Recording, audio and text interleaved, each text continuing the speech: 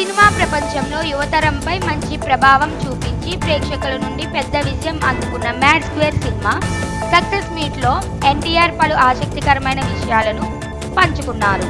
సితారా entertainments బ్యానర్పై సూర్యదేవర నాగవంశీ నిర్మించిన ఈ సినిమా కళ్యాణ్ శంకర్ దర్శకత్వంలో రూపొందింది. ఇందులో నార్నే నితిన్, సంగీత్ శోభన్, రామ్ నితిన్, విష్ణు నటించారు. ఈ సినిమాకు ప్రేక్షకుల నుంచి సూపర్ రెస్పాన్స్ వచ్చిన నేపథ్యంలో సక్సెస్ మీట్ నిర్వహించారు. ఈ ఈవెంట్లో RRR సినిమా తర్వాత విశిష్టంగా వచ్చే గెస్ట్గా ఎన్టీఆర్ హాజరయ్యారు.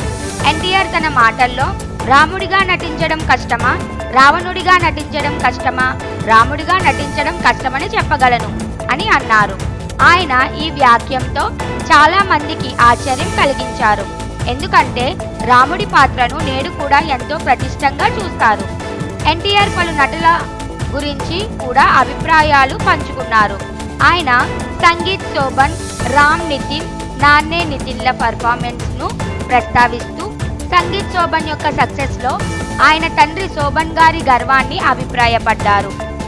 అలాగే రామ్ నితిన్లో తనను తాను చూసుకున్నట్లు అన్నారు.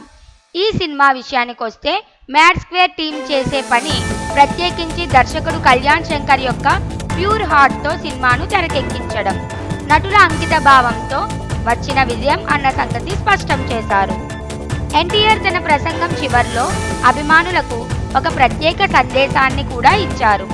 ఈ జన్మ అభిమానులకు అంకితం అని పేర్కొన్నారు. మీరు నా ఆనందం, నేను మీకు ఆనందం ఇచ్చే సినిమాలు చేస్తూ ఉంటాను అని అన్నారు. ఈ కార్యక్రమం నుండి ఎన్టీఆర్ తన అభిమానులతో ఒక హృదయపూర్వక కర్తవ్యాన్ని పంచుకున్నారు.